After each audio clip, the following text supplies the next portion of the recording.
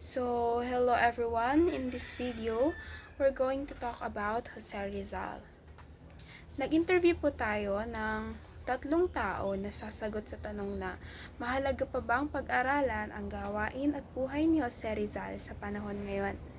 So, ipapakita natin ang sagot ng mga tatlong tao na ating in-interview.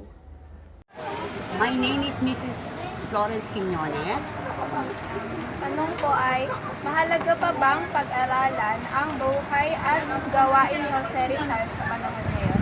Oo naman, napakahalaga kasi ang daming matututunan dun sa tungkol kay Jose Rizal. Yung mga aral niya na hindi malilimutan yung tungkol sa kabataan, ang pag-asa ng bayan. Totoo yun. Mahalaga talaga siya kasi napaka-historic na kanyang buhay, napaka-makulay. Ang dami mong matututunan.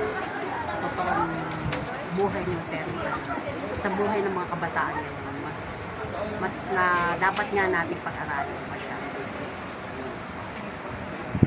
Pag-aralan ang buhay at gawain ni Jose Rizal. Yes po, kasi tawag dito when it comes to literature activities po sa mga panahon natin. Kasi marami din siya nagawa, like paggawa po ng mga stories, ganyan. Saka, isa din po yung parang honor din po sa atin na kilalanin ang mga nagawa ni Rizal. Kasi isa din po yun sa paraan na niligtas tayo sa mga nananakot. Mahalaga pa po bang pag-aralan ang buhay at gawain ni Rizal sa panahon ngayon? Para sa akin, mahalaga pa rin na pag-aralan ang buhay ni Rizal at mga ginawa na niya noon sa panahon ngayon dahil wala tayo ngayon kung wala si Rizal. Dahil kay Rizal, ipinaglaban niya ang kalayaan ng Pilipinas laban sa mga mananakop na Kastila.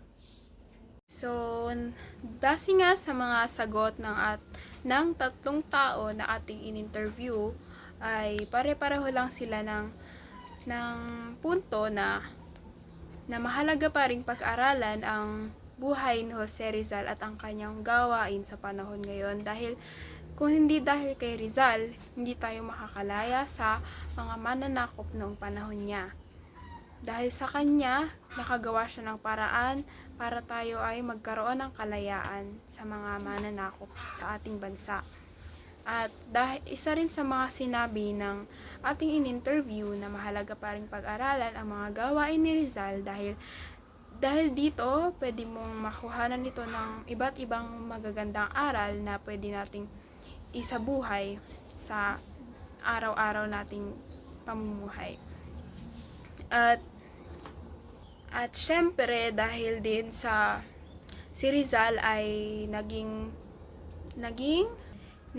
tatak sa isipan ng mga tao bilang ating pambansang bayani na nagbuwis ng kanyang buhay para sa ating kalayaan. So, iyan lamang ang ating pag-uusapan sa video na ito. Maraming salamat po sa panonood.